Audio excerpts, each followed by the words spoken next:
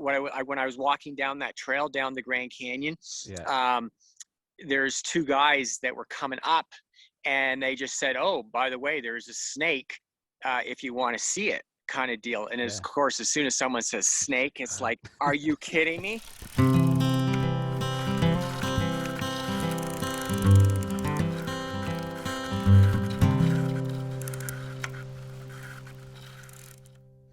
Hey guys, this is Brandon McCaskill. This is the Safari Arie Road Show. We got Ari here with us, just doing another update where he's at, how he's doing. Ari, how you doing, sir? I'm doing pretty good. Yeah. Yeah, I really can't complain, actually. Yeah, no, I mean, I guess the only thing is it's like, see, I only like looking in the phone screen. I just see this little image of me. Yeah. And let's put it this way: since we spoke last, which was about 2 weeks, well, it was at least 2 weeks ago when I was in Moab. Mm-hmm. I haven't had a shower since. Oh, Yeah, that's exactly. disgusting. Yeah, no, it is. It is. It's like I have not had a shower since we last spoke when I was in Moab, Yeah. and that was 2 weeks ago. And it's actually so bad that I actually have to, like, this is going to sound like weird, but I actually generally don't have to wear deodorant. I generally don't, Yeah. because I don't usually have an odor issue per se in my normal day-to-day life kind of deal. Wow. I'm jealous. And I'd rather not put that stuff there, because it's not probably very healthy to put that where your pores are trying to, whatever it is. Like, I'm not going to pretend to understand all that stuff, but I've always kind of believed that it, unless you have an issue, probably shouldn't wear deodorant kind of deal. But I actually have to wear deodorant.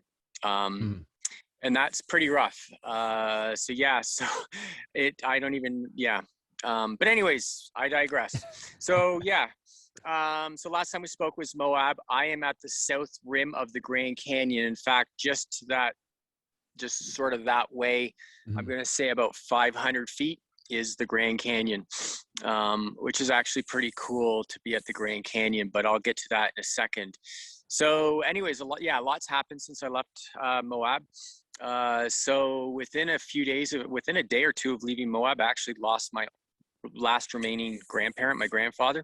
Right. John Vortman passed at 93. When the day I left Moab, I believe it was. And so that happened. And anyways, I basically made my way south through Utah, and I exited Utah into Arizona, going through Monument Valley, which is pretty famous. And then I was in Arizona, and then I got myself to Page, Arizona. And I was actually headed to the north rim of the Grand Canyon. And initially I was going to go through the south. There's like the north rim of the Grand Canyon is a one-way highway, but there's kind of two ways to get to that highway. And initially I was going to go south, but then I was going to have to backtrack all the way out of there to go to the south rim of the north rim of the Grand Canyon. And last minute, I decided to go north, which initially was going to be an extra 30 miles extra. It's like, well, for 30 miles and I don't have to backtrack as much of my route out.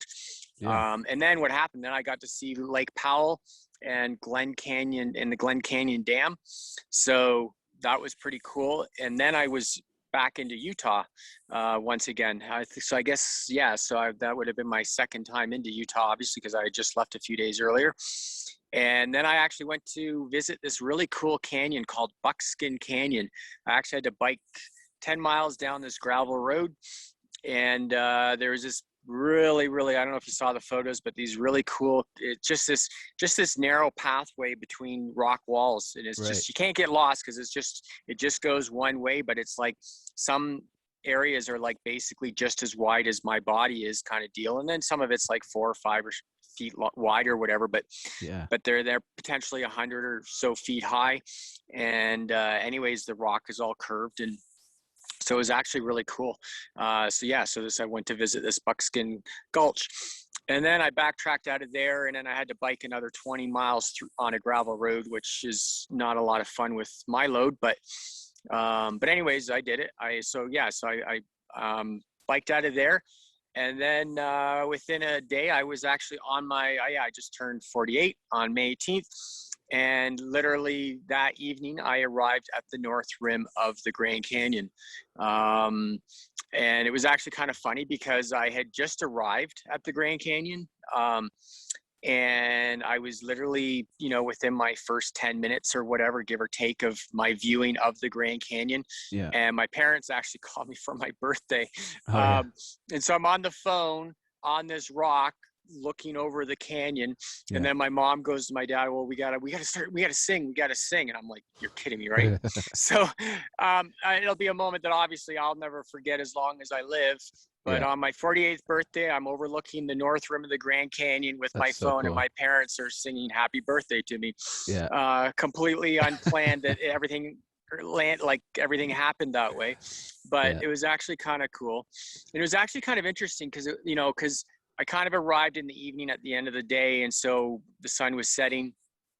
But then the next day when I went back to the canyon to kind of look over it kind of deal, it was actually kind of it was like a pretty surreal experience. And it's kind of interesting because I had been all through Utah and visited like 5 national parks and 2 state parks. And Utah is, without a doubt, I guess could add this to this video as just a kind of a recap of Utah. Utah is probably the most beautiful state in all of America. Like, it really is. It just, like, the way I kind of put it is, it's like 9 stars out of 5. You know what I mean? Like, it's just, doesn't matter where you are. It's just gorgeous. And these state parks or not state, well, even the state parks, but these national parks are so unique and so different from each other. And they're, within, 100 miles, give or take, of each other kind of deal. And it's just so amazing, the landscape. And so, but then arriving at the Grand Canyon, like, I was just looking over the Grand Canyon, it kind of hit me. It's like, holy smokes. Like, it was almost like this milestone, surreal moment. Like, it's like, this is the Grand Canyon. Yeah.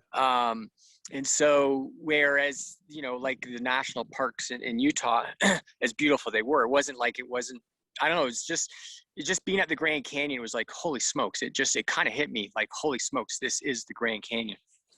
So, and I can only assume that only the Grand Canyon can actually give you that experience. I really don't know. It just was really a bit of a shock to the system that it sort of hit me.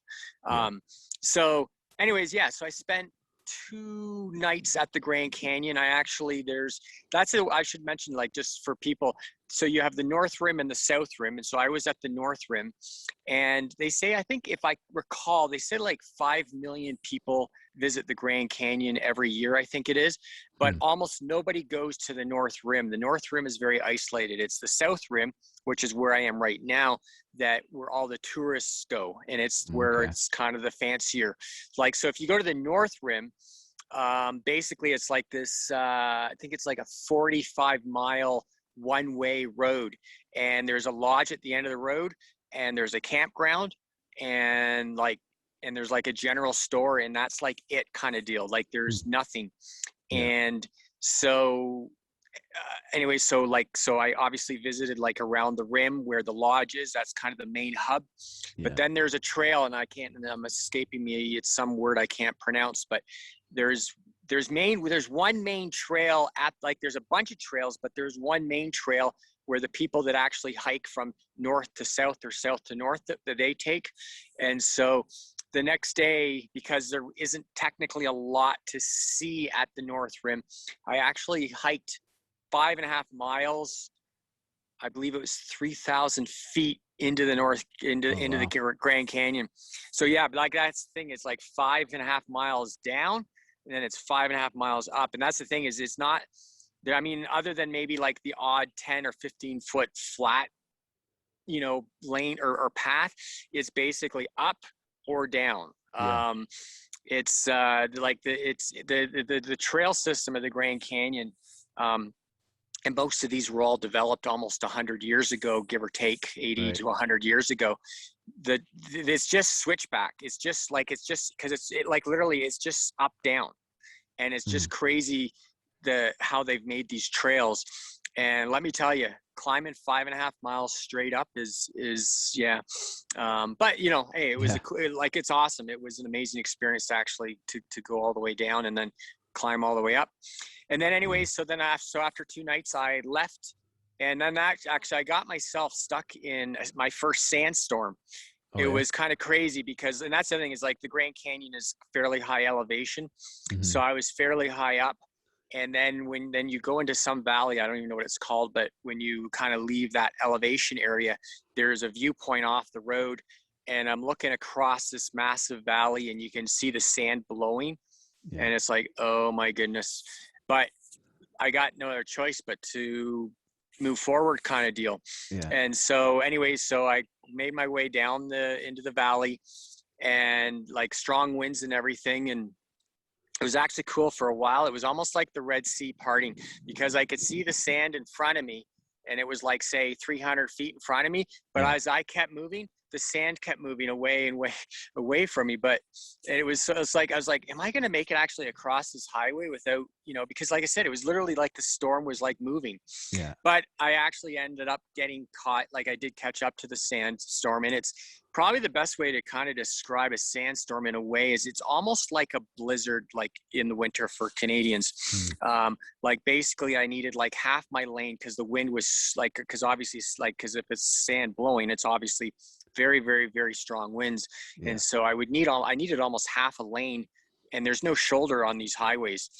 And so I was making my way, and basically what happened was this truck passed me, like a suburban type truck, like not a pickup truck, but a suburban. It passed me, and then the guy actually turned around and came back to me and pulled on the shoulder, and he's like, do you need can we give you a ride? And I was like, and I'm just sort of standing there in this sandstorm, and I'm like, well, I think I'm okay, but he's like, he kind of like, no, we're gonna find a turnout kind of deal. Yeah. And then he took off, and then I looked behind, and there's like literally a turnout 200 feet behind me. So I turned around, and it was funny because there was a suburban. Like, I've got all my gear, and they had luggage and stuff, and I had all my gear, and I've got all these flag poles on my bike that they don't exactly bend, kind of deal. Yeah. And I was like, I can't. There's like, it's okay. I can't fit. You know what I mean? But then it was like they were determined. Yeah. So I said, all right, whatever. They were just determined to somehow make me fit in their truck with them. And so I thought, all right, so I hitched a ride with them through this sandstorm. Yeah. And then they're like, well, we just dropped one of our kids off at the North Rim, who's going to hike to the South Rim, and we're going to pick him up at the South Rim tonight. If you want, you're welcome to catch the ride all the way through. So I don't know if I sometimes I'm wondering, like, during the ride and the next day, like if I cheated or whatever. But anyways, I took them up on their offer. Yeah. And I basically got her, I got about I'm going to guess about 150-mile ride from where I was. And it was interesting because it was actually literally from where I had to backtrack to go to the North Rim, because it was a heck of a journey just to one way. And then I had to backtrack all the way out to head to the south. But anyways, I took them up on their offer. That's why I'm in one sense, I'm probably about 4 days ahead of schedule. But my legitimate excuses were, one is that I always make an effort to connect with the locals, and these people were nice enough to, and we had some really cool, interesting stories. And the other thing is it's not like I'm trying to bike across America. And actually, technically, I don't know what my actual mileage is anymore. I've kind of lost track. I mean, I've got it all written down, but I've actually biked. That's the thing, is I've already biked further in America than it is east to west or north to south. Like, I've actually already done enough. I've already done the mileage to actually literally, like, if I was in Seattle, I could have already been in New York City, kind of deal. Like that's how much kilometers I've actually biked already. And the other thing is I am actually very anxious to get to Mexico. Because I have been here since October 25th, and living off American dollars is getting kind of pricey, because as a Canadian, it's also plus 30%. And so I am actually very, very, very anxious to get to Mexico. So I just said, yeah, whatever. If you're going to the South Rim, so am I. And the other thing was it was pretty miserable day. Like, I mean, in one sense, it would have been kind of an interesting adventure just to kind of, but I'm sure it's not my last sandstorm before I am out of the desert. And it was also actually 89. I was looking, it was a crazy highway, no shoulder, 4 lanes. and 4 lanes of traffic with no shoulder in a sandstorm. Actually, I wouldn't be surprised. I even kind of joked with them. I said, I think potentially through divine intervention, you may have saved my life today. So, so anyways, yeah. So I made it to the South Rim 3 nights ago. And anyways, I did do some hiking 2 days ago and did like photos. Cause that was the other thing. Because of the sandstorm, when I arrived, the whole canyon was all hazy. And so I basically stayed at the very south, or I guess the east entrance or whatever, or anyways, the far entrance of coming in. Yeah. I stayed there for the night. The next day I woke up, the wind was gone, the sun was shining. So I got some really nice photos. And then I actually did some hiking. The same trail that if I had continued from the North Rim, where I would have come out on the South Rim is I hiked that trail down about 3.5 miles down and then 3.5 miles up. Yeah. And then yesterday I kind of continued down the highway and all the viewpoints. And so basically I just have one more, I'm just going to do another trail. There's another trail, Bright Side, something or other. Bright Angel Trail, which is literally half a mile away from me. I'm going to probably spend the afternoon. I think it's probably about a 7-hour hike returned. So like like say 3 hours down, 4 hours up. I don't know if it's like 7 miles. No, it's not. I don't know, whatever. I'm going to spend the day at this one last hike. And then this evening I'll head out of the South Rim of the Grand Canyon. I think tonight I'll actually be sleeping outside the Grand Canyon, National Park area. And then from here, basically I'm going to go to Joshua Tree, and then the Salton Sea, I think it is, where Slab City and Salvation Mountain is. I think because, like I said, I'm anxious to get out of Mexico, I'm going to cross in Mexicali and not go to San Diego. I think right now my plan is to bypass San Diego. I got to start heading south. I mean, like I said, I should probably be in Guatemala right now and I'm at the Grand Canyon. So, I am actually getting kind of anxious to get into Mexico. So, so that's kind of what's happened. I know, sorry, didn't mean to ramble so long, but it's actually been, a lot's happened in the last 2 weeks as far as making distance and seeing places. And, but yeah, no, it's actually been amazing. And I think 100 kilometers south is Williams, right on the interstate, and there's a truck stop there. And so I have a shower waiting for me because at North Rim, the showers were closed. That's why I couldn't grab one at the North Rim. And I haven't been to a campground on the South Rim, but I suspect if the North Rim campground was closed, then probably the South Rim is, but I don't know. So I don't know. I'll have a look tonight, maybe on my way out or whatever. But anyways, Williams, Arizona, there is a truck stop with a shower waiting for me in a few days. Yes. Nice. And I'm sure anyone who's seen the picture of you wrangling a snake on Facebook, I've seen a lot of comments wondering, where do you get the courage to pick up a snake? No, I'm wondering. No, you know what? And that was actually that was amazing. Technically that was the next day, after my birthday, May 19th. But in a sense, give or take, some people celebrate a birthday, all week long kind of deal. And so, so May 19th, when I was walking down that trail down the Grand Canyon, there's 2 guys that were coming up and they just said, "Oh, by the way, there's a snake, if you want to see it," kind of deal. And of course, as soon as someone says snake, it's like, are you kidding me? It's like, oh, I'm right into action. Right. And this is amazing. And I'm actually glad you brought it up because, because basically, I look around the court, kind of up the slope behind a tree, and there's this. It was a bull snake. It was about a 5-foot female bull snake, and it was making its way up. And I have been actually, I don't want to say desperate to find one, but I've actually been desperate to find one because we actually have them in Canada, in Alberta, but I never found one. But on occasion, I have in Alberta and in Utah, I found a few dead on the road. And so it was just like, oh, come on. I just, you know what I mean? Because the other thing is bull snakes, I used to sell when I had wholesale and retail, a wholesale business in a retail store. Bull snakes were fairly common as for pet snakes. And I actually used to use albino bull snakes in educational reptile shows because the albinos are just beautiful kind of deal. Yeah. And so to be able to catch one of these snakes that, has been, that I used to sell for so many years was just like, and then just to see occasionally I'd find one dead on the road and it's like, you know what I mean? Like, Yeah. cause I don't think, like, I think they're reasonably common.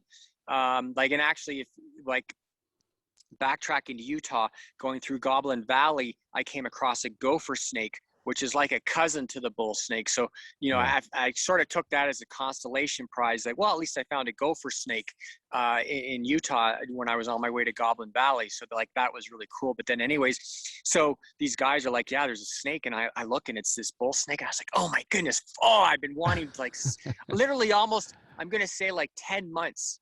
9 or 10 months I have been desperate to find one, and there it was, and it just a gorgeous, beautiful female.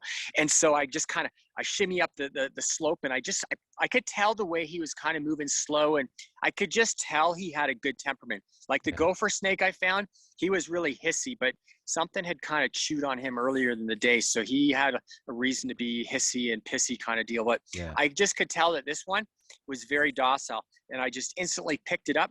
And these two guys, like, so I pick it up and I walk back to the trail, and these two guys are like looking at me, like their eyes are like, that's like, you just picked it, like, that's not poisonous, it's not, you know what I mean? I was like, oh no, this is a bull snake. These things are amazing. And so I kind of went into the whole reptile show mode kind of deal. Yeah. It's like, here, you want to pet him? Like, basically I held his head to my body, and so I offered them the tail. I said, you just petted the tail. And then it was kind of funny because then all of a sudden, like, other people were coming down the trail, and so literally I was in the middle of like doing these reptile shows about this bull snake. Hilarious. Yeah. And then of course, and then like some people wanted to hold. It's like, oh yeah, like, cause I could tell that he was quite docile. So a couple people held the snake and took photos and all this and that. So how do you go about picking one up? Do you grab it by the tail first, or is it the neck? No. Well, it like, see, I could tell that one was actually very docile. Like, I just had a sense that I had no problem. And so literally, basically with both hands, I kind of picked him up. Like, obviously they're mostly body, like they have a head, all body, and then a bit of a tail. And so basically, because I could tell that he was going to be, I mean, I was pretty sure. I mean, he could not have, I would, whatever, then you deal with it differently then. But basically what I did is, with both my hands kind of parted, I put them under his body and supported him. Like, that's probably the biggest thing when it comes to picking up a snake, is supporting their body. As long as they feel supported, then they're likely to stay fairly calm. I'm just sort of going to shift a little bit because I know the sun, since we've been talking, the sun is rising. But if you support their body, if it's already a calm snake, then he'll basically remain calm. Now, if it's an aggressive snake, for example, then usually what I will do is I'll find a stick, and I'll just lightly behind the head apply pressure to hold his head against the ground.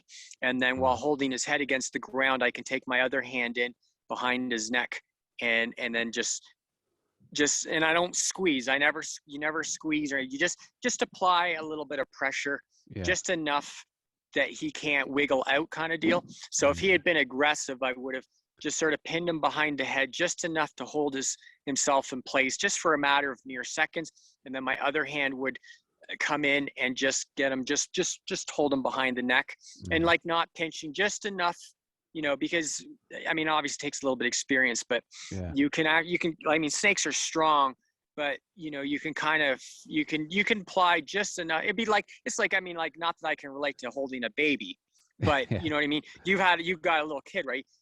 Just enough, how hard, how tight to hold a little kid where you're not hurting them, but you're giving them you're giving them the word's escaping me. You're supporting them, right? You know what I mean? And so it's the same kind of deal. It's about holding the animal in a sense where you're not squeezing. You're just supporting him enough that he's under control, that he can't turn and bite you. Sometimes, I mean, if a snake is potentially aggressive, like, I mean, sometimes you don't want to grab it by the tail, because nobody wants to be grabbed by the tail.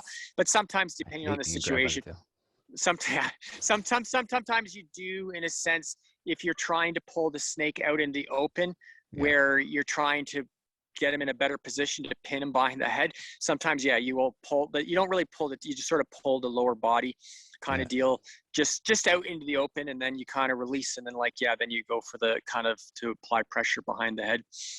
But wow, you've done this once or twice. I've probably a million times, but that was probably like the coolest birthday present I could ever have hoped for. It's interesting. I won't forget 48 for most of my life, I don't think. But nice. Well, right on. Well, thank you, sir, for this little update. It's always good hearing. Small little stories that you don't necessarily post online, so it's kind of cool to have in between stories. So cool. Well, thank you guys for watching. We'll catch Arie in the next episode, and I hope you guys have a great rest of your day. Don't forget to subscribe. Don't forget to subscribe. Golden rule. Thank you. Take care, guys. Bye. Bye.